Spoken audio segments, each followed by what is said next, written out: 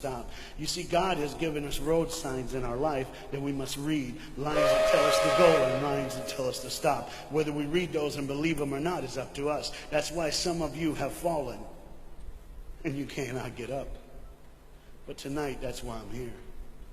The boat needed to come through, so he called, and the man said, okay, I got time. It's a long time before the train should come. So he pulls the lever, as you just saw, and the big, huge steel bridge, the gears started turning. They started cranking the steam. All of a sudden, gears are moving, and that big, huge bridge is just starting to go up. As it rises higher and higher, he has to watch and make sure everything's set, everything's good, everything's fine. As he looks out the window, he can see everything, but the dad, being a good dad, keeps one eye on his work, but the other eye on his baby. One eye on the world, but the other eye on his children. You think God doesn't know where you are? He keeps one eye on his world and one eye on his child. No matter what you've done or where you've been, it's one eye on the world, but the other eye's on you. He's watched you and he's kept you. Even though your train is coming down the track, he understands that. And even though sometimes, oh, no, I want to get ahead of myself. See the red light? He didn't see it.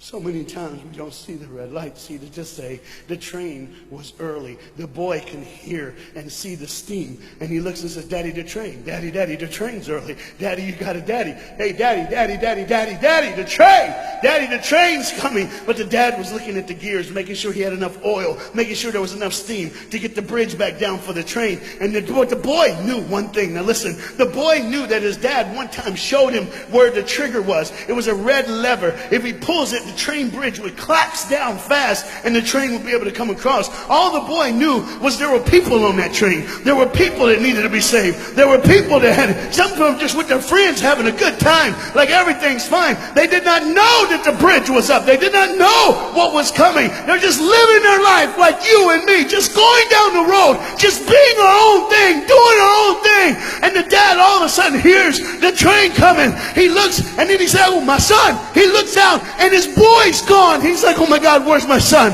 Where's my son? He got to forget. He looks back just in time to see his son trying to save the day. All he had to do was pull that lever. He reaches in to pull it, and the boy pulls too far, and he falls in the hole. Now it's on the father. And God the Father, did you hear me? God the Father has to make a choice. It's his now. Do I save my son, or do I save the world? But they don't even know. They don't even know. The greatest decision of his life. He can blame it on them not seeing the red light. He can blame it doesn't matter anymore. Pull the lever, save the world. Leave it up, save your son. For God so loved the world that he gave his only son.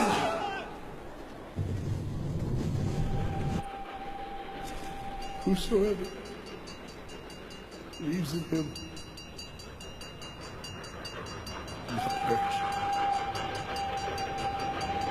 3, 2, 1. It's over. And they didn't even know. They never would know. They didn't even know the train goes by. It's fine. Everything's cool. The bridge is down. Just like always. It's always going to be down. Are you hearing me tonight? He gave his only son. For God so loved the world that he gave. And you know what's amazing? I wonder what God did right when his son died on that cross. When he breathed his last breath. When he took that breath and he breathed and it was over. Here's what the Father would have looked like. They didn't even know, just trying to think of their life. Just trying to figure out what they're going to do next. Just thinking about the person they're going to see, the people they're going to hang out with. Just trying to be, just loving, caring. Doesn't matter if you're blind. Doesn't matter if you're putting on a little more makeup, trying to look pretty for somebody, or just wearing another mask. It doesn't matter. God gave his son for you. What will I do when I grow up? Where will I go when I grow up?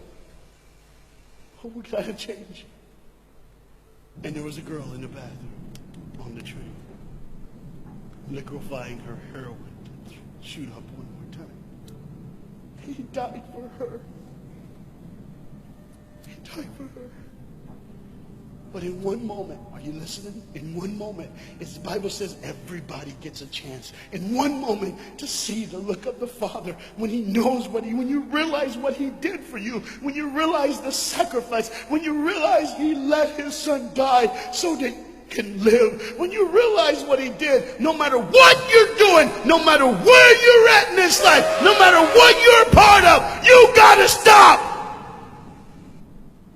You gotta stop. Even if it's for 1 second, and think, my God, he did it for me. He did it for me. And I pray to God you drop what you're doing. Drop what you're doing.